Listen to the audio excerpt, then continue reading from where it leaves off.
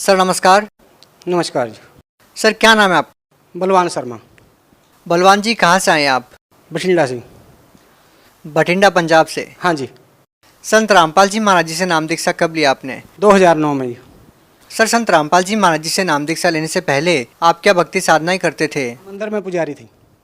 मंदिर की भक्ति करते थे जी। हनुमान जी की, हनुमान जी हमारे इष्ट था। हनुमान जी का ही हमारा गुरु धारण किया हुए थे। हमारा जो परिवार है वो हनुमान जी से ही संबंधित रखता है और उन्हीं की जोत बत्ती, उन्हीं की आराधना पूजा करता है। सर किस तरह से आपने किस प्रकार से पूजाएं की है आप हमें बताना चाहेंगे? हमने जी मंदिर में रह करके जैसे 42 दिनों के व्रत किए, हवन यज्ञ किए। मतलब जैसे ग्रहण कोई जाता है तो उसमें हवन यज्ञ किया। मतलब कोई भी ऐसा त्यौहार नहीं था जो खाली चला जावे। और उसमें हम पैसा कमाने के इच्छुक नहीं थे। सिर्फ हम इच्छुक इस बात के थे भी ये विषय क्या है, हमने किस धारा में जाना है, हमारा मोक्ष कैसे होगा, जन्म मरण से कैसे छूटेंगे, हमारा जो पुण्य है कहाँ लग बढ़ता जाएगा और उस पुण्य से हमारा आगे जा कर के भगवान के खाते में जाएगा या नहीं जाएगा, ये तो हमारे को नहीं पता था कहाँ जाएगा। पर इतना जरूर था कि भी हनुमान जी हमारा खाता आगे जा कर के देंगे और फिर हमारा कल्याण हो जाएगा। इस धारा से हम बहते गए और चलते गए और हमने खूब मतलब मंदिर में अपने शरीर को इतना सुखा दिया कि अगर इसके अंदर 2 गिलास भी जल डालें तो वो भी वापिस आ जाता था और वो अंदर नहीं जाता था। अंदर की जो फैक्ट्रियां थी नीचे की वो बिल्कुल काम करना हट गई थी और भूख प्यास बिल्कुल मतलब अपनी जगह ठहर गई थी, बहुत ही कम हो गई थी। तो एक तरह से आपने अन्न आहार करना छोड़ दिया था? हाँ जी। और बहुत ही कम, मतलब जैसे एकादशी आ गई उसका व्रत कर लो। मतलब व्रत हमने इतने किए कि महीना में ना 20 दिन या 15 दिन तो हमारे व्रत में चले जाते थे। तो सर आप एक तरह से निराहार रहते थे, आपने इतनी सारी पूजाएं साधनाएं की है, तो सर उसके बाद आप संत रामपाल जी महाराज जी से कैसे जुड़ गए? संत रामपाल जी महाराज जी से इसलिए जुड़ गए जी, हमारे पास एक AP सिंह नाम का जो संत रामपाल जी से का अनुयायी था, उन्होंने हमारे को ये ज्ञान दिया भी ज्ञान ये है। आप किससे जुड़े हुए हो पहले उन्होंने पूछा। मैंने कहा हनुमान जी से। हनुमान जी हमारा इष्ट है और उनसे जुड़े हुए हैं। वो कहने लगे भी ये जो देवी देवता है ये जन्म मरण में है। मैंने कहा अभी उनसे हाँ जन्म मरण में है, पर मैंने कहा ये आगे हमारा जो काम है परमात्मा से कर देंगे क्योंकि इनकी पहुँच वहाँ लग है, हमने ये मान रखा था और वो अपना काम हो जाएगा। वो कहने लगे नहीं कर सकते। मैंने कहा क्यों नहीं कर सकते? तो कहने लगे आप पढ़ लो। उन्होंने मेरे को 2 बुक दी। गहरी नज़र गीता थी उनके पास और एक थी आध्यात्मिक ज्ञान गंगा और एक मोटी पुस्तक थी भक्ति के सौदागर का संदेश। उस पुस्तक से मैंने 2 दिन में सारा स्ट्रक्चर उनका पढ़ दिया, 2 ही दिन में। तो 2 दिन में पढ़ने के बाद मैंने उनको कहा भी आप ये अपनी बुक ले लो। मैंने पढ़ दी। मैंने कहा जो ये ज्ञान है, मैंने कहा ये तो किसी ऐसे संत का है जो तत्वदर्शी संत है। मैंने कहा अगर वो संत होया फिर तो ठीक है, अगर वो संत नहीं होया उसको ये ज्ञान कहीं से मिल गया तो वो तो दुनिया को लूट करके खा जाएगा। मैंने कहा छोड़ेगा नहीं किसी कीमत पे भी, क्योंकि मैंने कहा ये ज्ञान लीट एंड क्लीन है और फाइनल है। क्योंकि इससे पहले के ज्ञान में तो हम सुलझे हुए हैं पर इस ज्ञान में हम उलझे हुए हैं। सर एक बात बताइए, आप एक मंदिर में पुजारी रहे हैं, आपने एकदम से कैसे निर्णय कर लिया कि संत रामपाल जी महाराज जी की जो पुस्तकें हैं उनमें जो ज्ञान है वो बिल्कुल सही है और आप जो पहले कथाएं करते थे वो सही नहीं है? ये निर्णय कैसे किया आपने? ये निर्णय इसलिए किया, हम जब कथा करते थे उसमें जैसे देवी पुराण में आता है आविर्भाव और तिरोभाव, तो उसमें हम क्या करते थे एक अटकल लगाते थे। अटकल लगाने से सामने कथावाचक जो सुनते थे उनको किसी को पता नहीं लगता था भाई पंडित जी क्या कह रहे हैं क्या नहीं कह रहे हैं और किस प्रकार से आगे जा रहे हैं डायरेक्शन को लेकर के। तो उसमें एक हेरा फेरी होती थी। अगर हम वहाँ सच बोलें तो मंदिर से बाहर निकलना पड़ता है, अगर हम सच न बोलें तो हम पाप के भागी भी हैं वहाँ, क्योंकि हमारे को खुद ही ज्ञान नहीं भी आविर्भाव क्या है, तिरोभाव क्या है। ब्रह्मा विष्णु महेश के बारे में ये बात होती थी वहाँ। तो अगर हम कहें ब्रह्मा विष्णु महेश का वहाँ जन्म और मृत्यु है तो उसमें एक प्रेशर बनता है कि ब्रह्मा विष्णु महेश का अगर जन्म मरण है तो आप पूजा किसकी कर रहे हो, तो आप किसके ऊपर ठहरे हो और क्या कर रहे हो। ये तो उसमें तो उसी टाइम फैसला हो जाता है गेट आउट फ्रॉम हेयर। तो कहने का मतलब ये था कि आप चाहते हुए भी लोगों को ये नहीं बताते थे कथा के दौरान कि ब्रह्मा विष्णु महेश की मृत्यु या जन्म होता है। यदि आप ऐसा बताएंगे तो लोग आपके ऊपर सवाल उठाएंगे कि भगवान कौन है। हाँ, तो हमने भगवान के बारे में ज्ञान नहीं था बिल्कुल। हमने तो देवी देवताओं के सतर तकर ज्ञान था और जो दूसरों का लिखा हुआ था वो भी। और जो पुराणों के अनुसार हम कथा करते थे, जहाँ भी ये तत्व ज्ञान की बात आती थी वहाँ से अटकल लगा करके हम आगे चले जाते थे और माई या कथा सुनने वाला खुश हो जाता था। हमारी तो इतनी ही पहुँच थी। सर एक बात बताइए, जैसे कि आप पुजारी थे, सर श्रद्धालुओं के मन में ये रहता था कि ब्रह्मा विष्णु महेश भगवान है, लेकिन आपको पता था कि देवी पुराण में लिखा हुआ है कि इनका जन्म और मृत्यु होता है, तो आपके मन में ये सवाल तो जरूर था कि ब्रह्मा विष्णु महेश से भी ऊपर कोई भक्ति है। तो क्या संत रामपाल जी महाराज जी की किताबें जो आपने पढ़ी, उनका लिटरेचर जो आपने पढ़ा, तो आपको क्या उन सवालों का जवाब मिला जिनको जानने के लिए आप भी उत्सुक थे? हाँ जी, उनके जवाब हमारे को मिले। जो हम संत रामपाल जी से ने हमारी जो ज्ञान की भूख थी वो बिल्कुल बिल्कुल ऐसे बिठा दी कि आपको और ज्ञान की ज़रूरत नहीं है और ये ज्ञान फाइनल है। अगर और किसी के पास कोई ज्ञान हो ऐसा तो गुरुजी हमारे कह रहे हैं कि भी मैं भी वहीं चल पड़ूंगा उस ज्ञान के पास और हम सारे चल पड़ेंगे। लेकिन मेरे को पता था भी जो अब ये ज्ञान है ये लीट एंड क्लीन है और फाइनल है, क्योंकि मैंने जो जहाँ जहाँ जिस तथ्य को लेकर के मैं अटके हुआ था इस पे तो हमारे को हनुमान जी ने मेरे को बताया था भी आप पिछले जन्म के जो ऋषि मुनि तपस्वी थे बड़े ज़बरदस्त थे, लेकिन मैंने उन्होंने कहा भी आप गिर गए वहाँ। मैंने कहा भी चलो सुरा सुंदरी में कहीं फंस गए होंगे, ऋषि मुनियों को तो ये गिरे यहाँ आकर के, पर उन्होंने कहा नहीं वहाँ नहीं गिरे आप। तो मैंने क्या कैसे गिरे? कहा आप गुरु वाले सत्र से गिरे हो, क्योंकि गुरु वाले सत्र का फिर मैंने को पता लग गया जब लग हम गुरु को पूर्ण परमात्मा नहीं समझेंगे तब लग हम पार नहीं होंगे। ये हमारा फॉल्ट था, उसमें पिछली जन्म की भक्ति का फॉल्ट तब समझ में आया भी ये फॉल्ट लेकर के हम यहीं के यहीं धक्के खा रहे हैं। तो जब हम गुरुजियों के पास इसी हिसाब से रहे और उसके बाद में मैंने तो ये इच्छा ही नहीं थी मैं नामदान लेऊं, लेकिन गुरुजियों ने मेरे को नामदान दिया ज़बरदस्ती। ज़बरदस्ती का मतलब है यानी कि अंदर से अपने आप, मेरे को पता ही नहीं लगा मैंने ये कर लिया। और मैंने तो मेरी भी चीज़ के हिसाब से नामदान लेना था, ये उन्होंने बताया था। सर अमूमन हम देखते हैं कि संत रामपाल जी महाराज जी से वही लोग नाम दीक्षा लेते हैं जो किसी न किसी बीमारी से पीड़ित है। क्या आपने भी कोई बीमारी का निदान पाने के लिए संत रामपाल जी महाराज जी से नाम दीक्षा ली थी, या फिर ज्ञान आधार बनाकर ही संत रामपाल जी महाराज जी से नाम दीक्षा ली? नहीं, हमारे इससे कोई संबंध नहीं है। बीमारी को तो मैं इस प्रकार से समझता हूँ कि चलती रहती हैं कुछ ना कुछ बीमारी आदमी के साथ, क्योंकि जब शरीर बना है उसमें कोई ना कोई फैक्ट्री काम करना हट जाती है। कोई खास विषय नहीं है, लेकिन मेरा एक खास विषय था भी ये ओरिजिनल सच क्या है, परमात्मा के विधान क्या है, परमात्मा किस प्रकार से पाया जाता है, ज्ञान का अंत क्या है। सर देखिए, जब हम अन्य देवी देवताओं की पूजा करते हैं तो उनसे रिद्धि सिद्धियाँ भी आ जाती है, जैसा कि हमने सुना है। आपको इसके बारे में अच्छे से पता होगा क्योंकि आप तो मंदिर में पुजारी भी रहे हैं। आपका क्या अनुभव रहा है आपकी पुरानी भक्ति को लेकर? हमारा एक बहुत ज़बरदस्त अनुभव रहा है और उस अनुभव को लेकर के ना आप भी, हमारे पास एक लड़का था जिसका नाम है रामू, हिसार में जो काम करता है, उसने इस भक्ति को किया है आन उपासना को, जिसके उसको बोलते हैं भाई या तो मैं मर जाऊंगा या देवता मेरे सामने हो जाए और मैं भूखा मर जाऊंगा, जिसको अड़ियल साधना कहते हैं। तो उस अड़ियल साधना को लेकर के उन्होंने किया है।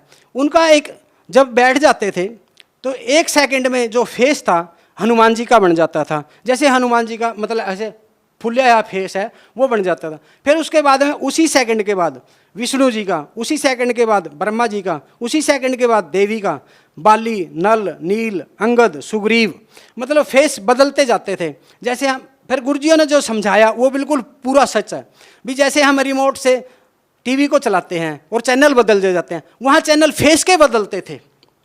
तो फेस के बदलने से फिर हम जब दुख फिर भी कहीं ना कहीं जीव का वहीं खड़ा, उससे पता लगता था भी चैनल तो खुल गए देवी देवताओं के, यानी कि फेस सिद्धि आपको मिल गई, लेकिन दुखों की धारा में कोई परिवर्तन नहीं है वहाँ। चाहे आपका शरीर गल रहा है चाहे नहीं गल रहा है, भूख लग रही है या नहीं लग रही है, वहाँ कोई परिवर्तन नहीं होता था उस साइड में। इस साइड में परिवर्तन होता था भी आप रिद्धि सिद्धि में यहाँ से यहाँ आ गए, यहाँ से यहाँ आ गए, यानी कि आपका रिद्धि सिद्धि का जो सतर था वो बढ़ता जाता था। सर देखिए, जैसा आज का समाज है, इतनी सिद्धियाँ भी अगर किसी को मिल जाए तो वो फुला नहीं समाता। यहाँ तक कि आज का जो दौर है वो चमत्कार को ही नमस्कार करता है। इतनी सारी रिद्धि सिद्धियाँ होने के बावजूद भी, जैसा कि आपने अपना अनुभव बताया कि देव देवताओं तक आपकी बातचीत हो जाती है, तो फिर ऐसे में लोग एक संत से नाम दीक्षा लें, वो भी एक साधारण संत से जिनकी वेशभूषा भी साधु संतों जैसी नहीं है। तो इस बात को लेकर आप क्या कहना चाहेंगे? क्या रिद्धि सिद्धियाँ अपने आप में लोगों को प्रभावित नहीं करती क्या? रिद्धि सिद्धि तो एक ऐसे है, अगर आपने समाज को अपने पीछे लगाना है, पैसा खींचना है, अगर अपना मतलब कुल नाश करना है, तो उस रिद्धि सिद्धि के जकड़ में आप रहिए। और आप जब आपका बैंक बैलेंस खत्म हो जाएगा तो आपका सब कुछ ड्रॉप हो जाएगा। जैसे एक तांत्रिक है, तांत्रिक का ऐसे सत्यानाश नहीं होता, उसका तीसरी पीढ़ी में जाकर के सत्यानाश हो जाता है। मैं आपको 50 उदाहरण ऐसे दूं जो तीसरी पीढ़ी में बिल्कुल ड्रॉप हैं। जैसे मंदिर का पुजारी है, मंदिर का पुजारी तीसरी पीढ़ी के बाद चल ही नहीं सकता, क्योंकि वहाँ पर लिखा है, जैसे विषम पिता में कहते हैं भाई पतित आदमी का दान नहीं खाना चाहिए। अब हमने दान के बारे में पता लगा भाई पतित आदमी का दान नहीं खाना चाहिए, इसका मतलब क्या होया भी दान कोई भी है, दान खाने से हमारी जो औलाद आगे पैदा हुई है वो उस दान से हुई है। और वो दान कैसा है, उस दान के पीछे क्या क्या इच्छाएं जुड़ी हुई हैं, वो सब हमारी औलाद को भुगतना पड़ता है। अगर हम चोरी से अनाज पैदा किया या चोरी करके बच्चों को पाला, हमारे बच्चे तो चोर होंगे, क्योंकि वो चीज़ हमारे लिक्विड में भी आ जाती है। और जब लिक्विड में आ जाती है अंकुर तो वैसे ही फलीभूत होगा। तो सर एक बात बताइए कि एक समय था जब आप संत रामपाल जी महाराज जी को एक परमात्मा मानते थे, और जब आप सत्संग सुनते थे तो आप यही महसूस करते थे कि नहीं, संत रामपाल जी महाराज नहीं, परमात्मा बैठे हैं। लेकिन आज जबकि संत रामपाल जी महाराज जी जेल में हैं, तो क्या आज भी आपकी आस्था वैसे ही है? क्या आज भी आप उसी नज़र से संत रामपाल जी महाराज जी को देखते हैं? हाँ, संत रामपाल जी पहले भी परमात्मा थे, अभी भी परमात्मा है, पर उसमें जो हमारे ग्रंथों में लिखा हुआ है उसके ऊपर आइए बिल्कुल सीधा। भी संत की करनी बल नहीं देखना चाहिए, उसकी कथनी में देखो। उसकी अगर कथनी को देख करके आप आगे चले जाओगे। अगर उसके साथ क्या होता है संत के साथ, संत तो समय समय पे आते हैं, ये तो है नहीं भी संतों की कोई लाइन लग रही है। 2 संत पृथ्वी पे टिक नहीं सकते कभी भी, क्योंकि संतों की पंक्ति नहीं होती, हीरों की बोरी नहीं होती, और जो हंस हैं उनकी डार नहीं होती, और सिंह जो शेर हैं उनके लेड़े नहीं होते, बड़े बड़े झुंड नहीं होते। तो 2 संत जब पृथ्वी पे ठहर नहीं सकते, एक ही संत ठहरता है, तो एक संत एक साइड और सारा समाज एक साइड, तो उस संत के साथ उसकी कथनी क्या है बस इसको देखो, उसकी करनी बल ना देखो, क्योंकि उसकी करनी में हमेशा 2-3 निशाने होते हैं। एक निशाने से वो 2-3 तीर मारता है और उसका बाद में पता लगता है। जैसे गुरु नानक जी ने कहा था बसे रहो, और उनको जिन्होंने सेवा करी उजड़ जाओ, इसका मतलब गुरु किसी ने भी नहीं पता लगा, पर गुरु नानक जी ने खुद उस बात को खोला भी अच्छा बीज सारे को डाल दो, माड़े बीज को टिका रहने दो। तो वही संत रामपाल जी जब इस पोल पट्टी को खोलेंगे फिर हमारे समझ में आएगी, उससे पहले हमारे समझ में नहीं आएगी। अगर भगवान की बात हमारे समझ में आ गई तो हम भी नहीं फिर भगवान हो गए, हम मानव कहाँ रहे फिर। सर ये तो ज्ञान की बातें थी। यदि बात करें प्रैक्टिकल की, क्योंकि जिस तरह से लोग आज समाज में जी रहे हैं, हजारों ऐसी पीड़ाएं हैं, मानसिक तौर पर पीड़ित हैं लोग, आर्थिक तौर पर पीड़ित हैं और शारीरिक तौर पर भी पीड़ित हैं। तो ऐसे में लोगों को तलाश है एक ऐसी संजीवनी की जो लोगों की सारी समस्याओं को दूर कर दे। तो सर हम आपसे जानना चाहेंगे, क्या संत रामपाल जी महाराज जी से नाम दीक्षा लेने के बाद क्या आपको ऐसी समस्याओं से भी निजात मिली जिन समस्याओं को लेकर आज समाज जूझ रहा है? हाँ, हमारे को उन जिन समस्याओं को लेकर के समाज आज जूझ रहा है और जिनको सहन कर रहा है, और जिसमें उनके घर भी बर्बाद होते जा रहे हैं, उनको खुद पता है हमारा घर बर्बाद एक भूत ने कर दिया, या एक देवी देवता ने कर दिया, या किसी ने भी कर दिया, या टूणा टप्पे के चक्कर में है। आज सबसे बड़ी तो बीमारी ये देखो, हम तो कहते हैं मेरा ये धर्म है, धर्म नहीं है उसका, ये झूठ बोलता है वो। उसको देखो, उसके आगे देखो, उसने 5-7 मिर्च टांग रखी है, ऊपर नींबू टांग रखा है, उसका धर्म तो है ही नहीं कोई। धर्म कहाँ है, वो तो टूणे टप्पियाँ वाला है। और जब टूणे टप्पे वहाँ हम घुस जाते हैं, हमारे पास ये हर बीमारी से, हर किसी से, हर हवा से, हर देवी देवता से, हर पितर से, हर भूत प्रेत से जूझना पड़ेगा आपको, क्योंकि देवी देवता अच्छा। सर उन सभी का समाधान क्या है? उन सभी का समाधान एक ही है, अगर आप संत रामपाल जी से महाराज से जुड़ोगे। लेकिन जुड़ने के लिए भी मैं पहले कहता हूँ भी पहले ज्ञान को समझो। अगर ज्ञान नहीं समझा, वहाँ जुड़ गए, फिर भाग गए 2 महीना, कोई फायदा नहीं। उससे पहले निर्णय लो भी ज्ञान क्या है, बात क्या है, किसमें किसकी पोस्ट में कितना दम है।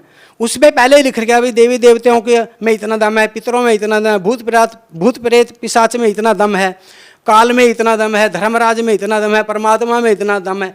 तो गुरु में कितना दम है पहले ये देख लो, गुरु में कितना दम है। अगर गुरु में दम नहीं है तो वहाँ जाओगे क्या लेने? तो जा करके भी अगर प्यासे आ गए तो गए क्या लेने?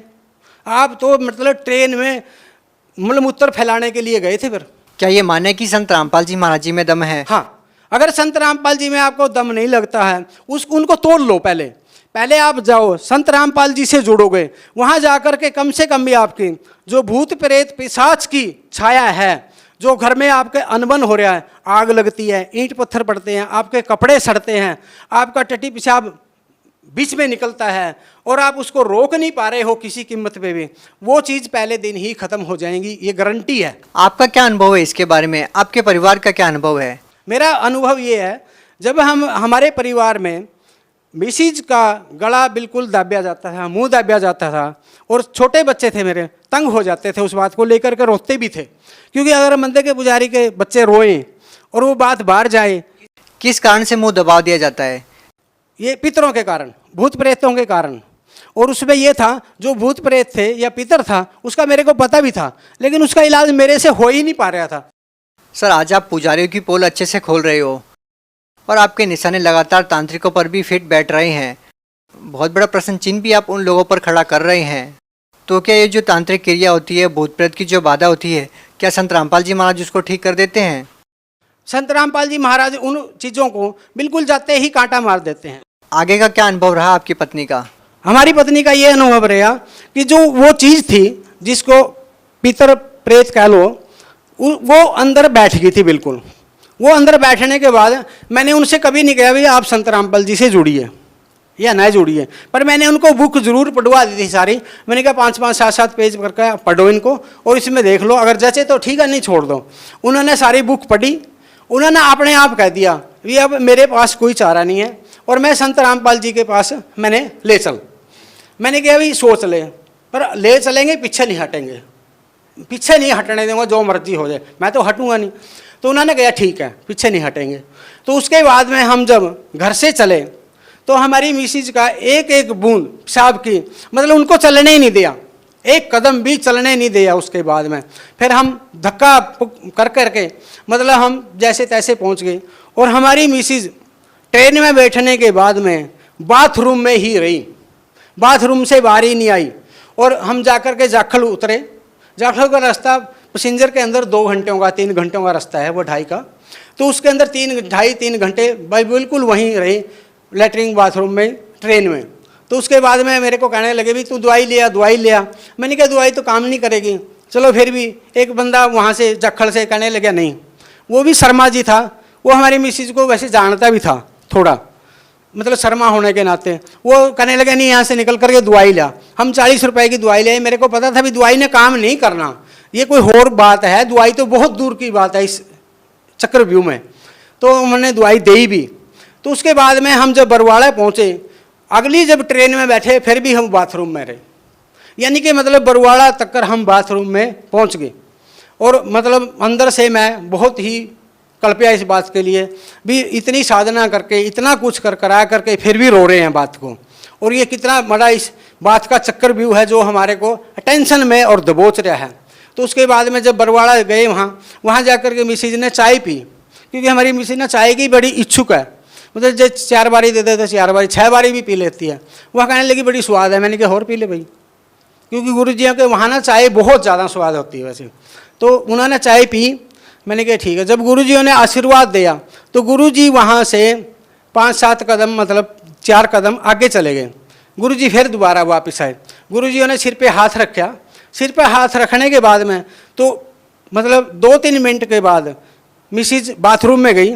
बाथरूम में निकल जाने के बाद में उनको वहाँ पता लगा, अपने आप बताया उन्होंने भी इतनी बड़ी कोई चीज़ निकल करके भागी है। और मेरे को पता था वो चीज़ क्या भागी है। वो एक छोटा बच्चा था, कोई 6 या 7 साल का, जो डेथ हुई थी। वो अंदर उसने जगह बना रखी थी सूक्ष्म रूप से, छोटे रूप से, और वो मतलब योनि के रास्ते बाहर निकली है। और निकली पहले जब गुरुजी ने आशीर्वाद, उसके बाद में मिसिज वहाँ रही, खाना भी खाया, सब कुछ होया। कोई मतलब वो बिल्कुल फ्रेश हो गए, यानी कि उनको कोई भी तकलीफ नहीं है, 0 तकलीफ है। उसके बाद हम नरवाणे से, और रेलवे जो स्टेशन है, जो फाटक लगता है, वहाँ से लेकर के कम से कम वो 1.5 किलोमीटर के आसपास है। और वो पैदल बिल्कुल घोड़े की तरह गई। तो बच्ची भी हमारे कहने लगी कि मम्मी अब कहाँ गई तकलीफ, अब कहाँ गई? कहे मैं मतलब अब वो घोड़े की तरह चल रहे और पहले एक कदम भी नहीं चल सकते थे। उसके बाद में हमने ये अनुभव वहीं लिया, ये अनुभव वहीं है। फिर हमारे को पता लगे अभी जो देवी देवता क्या है, पितर क्या है, भूत प्रेत क्या है, लेकिन जिस घर में भी ये भूत प्रेत पिशाच हैं उस घर में ये एक ही बात करते हैं कि जनानी को या बंदे को यूज करते हैं ये बुरी तरह। और इस अनुभव को लेकर के मैं सबको, किसी के तो ये उखड़े हुए हैं, किसी के दबे हुए हैं। भूत प्रेत पिशाच का साया है पूरे वर्ल्ड में। अगर कोई कहीं नहीं मेरे ऊपर नहीं है, उसके पुण्य कर्म है थोड़े से, इस करके वो ऐसे बोलता है।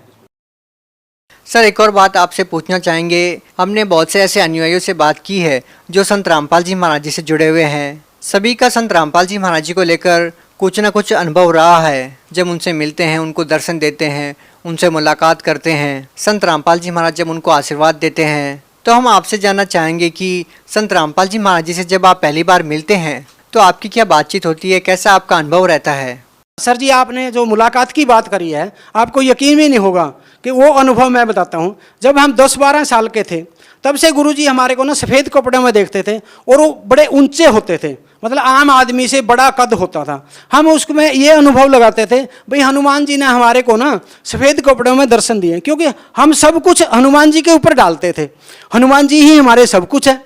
तो हम सोचते थे ये हनुमान जी ने ब्राह्मण का रूप धारण करके और सफ़ेद कपड़ों में, सफ़ेद कमीज पजामा में हमारे को दर्शन दिए हैं। क्या आप यकीन के साथ कह सकते हैं कि वो संत रामपाल जी महाराज जी थे?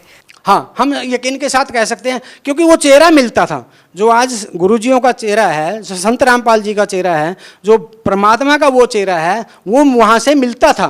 और मिलने के बाद में हमारे को पता लगा भाई ये चेहरा था वो जो हमारे को दर्शन देता था। और वही मिसिज ने बताया, क्योंकि भाई ये चेहरा है वो।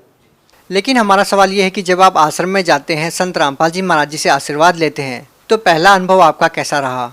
सबसे बढ़िया अनुभव हमारा ये रहा कि जब संत रामपाल जी किसी को भी आशीर्वाद देते हैं, मतलब एक से नहीं सबसे, कि वो बिल्कुल ही एक तो बिल्कुल नीट एंड क्लीन होकर के फ्रेश हो जाता है, कि वो उसका जो शरीर है बिल्कुल हल्का हो जाता है अंदर से। संत रामपाल जी महाराज जी के साथ आपकी क्या बातचीत हुई, पहली मुलाकात? पहली मुलाकात में हमारे संत रामपाल जी महाराज से यानी कि परमात्मा से मेरी ये बात हुई भी परमात्मा ये काम सबसे कठिन है और ये करना भी औखा है, इस पे चल पाएंगे या नहीं चल पाएंगे? तो परमात्मा ने मेरे को जवाब दिया भी ये शेर की और हाथी की लड़ाई है, जीतेगा शेर, डटा रहा। तो तब हमने कहा भी, क्योंकि हमने पहले इसको देख रखा था पिछले अनुभवों से, भी ये तीर तपक तलवार कटारी इनसे औखा है, अगर ये तो सहन कर जाएगा, क्योंकि शब्द को सहन नहीं कर सकता बंदा, और इसमें शब्द सुनने पड़ते हैं इस लाइन में। तो इस लाइन में शब्द सुनने के बाद में आदमी का सतर कभी भी गिर सकता है, क्योंकि हमारे ऋषि मुनि तपस्वियों का अगर अनुभव देखें तो गिरे हैं। क्या आपकी कभी कोई देवी देवताओं से भी बातचीत हुई है? आप काफ़ी सालों से पुजारी रहे हैं, इस बारे में आपका क्या अनुभव रहा? हमारा इस बारे में ये अनुभव है कि हमारे देवी देवताओं से कोई ऐसी देवी देवता नहीं है जिससे हमारी बात ना हुई हो, और खुल कर के बात हुई है। लेकिन सर लोगों का इस बात पे विश्वास करना बेहद मुश्किल है, क्योंकि सर लोग कैसे विश्वास करेंगे? वो अमरनाथ जाते हैं, केदारनाथ जाते हैं, सर दर्शन करना तो दूर की बात है, लोगों को पत्थर की मूर्ति तक के दर्शन नहीं होते, और आप कहते हैं कि मैंने सभी देव देवताओं से बात की है। सर अपने आप में विश्वास करना काफ़ी मुश्किल है। अगर आप हमारे ऊपर विश्वास करते हो, इस अनुभव के ऊपर विश्वास करते हो, वे देवी देवता बात करते हैं या नहीं करते, आपने ये विश्वास करना होगा। आप अपनी साधना को लेकर के देखिए और पिछलों की साधना को मिला करके देखिए कि देवी देवता तो आपके सामने हो जाएंगे। ये कोई दूर नहीं है जीव से, ये तो बहुत ही नज़दीक का मामला है। जैसे हम रेलवे स्टेशन पे जाते हैं, रेलवे स्टेशन से जो बाहर दुकानें लगी हैं वो क्या आपके लिए औखी हैं? कोई औखी नहीं, वो सब दिख तो रही हैं आपको। इसी प्रकार से परमात्मा के लोग से ये तो बहुत नीचे की दुकानें हैं सारी, और इनसे बात करना ये वो कोई औखा काम नहीं है। औखा काम तो सिर्फ आपका ये है भी इन ग्रंथों पे विश्वास करना। अगर आप ग्रंथ के ऊपर डट गए, पहले ग्रंथ पे डटो, फिर संत रामपाल जी पे डटोगे। सर आपने बड़ी ही ईमानदारी के साथ सभी सवालों का जवाब दिया, और धर्म के अंदर फैल रहे पाखंडवाद के बारे में भी आपने खुलकर बात की। तो सर आखिर में आपसे ये सवाल ये है कि आप भगत समाज को क्या संदेश देना चाहते हैं जो आज भी धार्मिक पाखंडवाद के शिकार हैं? मैं भगत समाज को प्रार्थना करना चाहता हूँ। संदेश तो संत रामपाल जी ने इतना दे दिया कि कोई ऐसा कोना नहीं छोड़ा जहाँ संदेश ना पहुँचा हो। लेकिन यहाँ पर मैं ये कहना चाहता हूँ समाज को, भाई बार बार यहाँ कुछ ना कुछ घटना हर रोज वापर रही है संत रामपाल जी के प्रति या उनके अनुयायियों के प्रति। मतलब अनुयायी भी जैसे तैसे कर करके प्रचार कर रहे हैं, संत रामपाल जी तो है ही प्रचारक। तो उसमें सबसे पहले हमने ये देखना चाहिए भी ये कहना क्या चाहते हैं, कह क्या रहे हैं। 80 रुपए की बुक हमारी छपती है, हम 20 रुपए में उसको दे रहे हैं, उसमें कोई एक ऐसा शब्द देखो जो संत रामपाल जी ने अपने पल्ले से लिख दिया हो, वो निकाल लो कमी। तो हमारा ग्रंथ को अच्छी तरह से पढ़ करके और फिर संत रामपाल जी से जुड़ो या किसी से भी जुड़ो, लेकिन उसको बिल्कुल तोड़ लो आप, लीट एंड क्लीन हो जो। और लीट एंड क्लीन होते ही आपको जो सुख की लहर है वो उसी टाइम दौड़ जाएगी कनेक्शन होने से, क्योंकि जैसे स्विच ऑन ऑफ करो, लाइट आ गई चली गई। बहुत बहुत धन्यवाद सर। सत्य।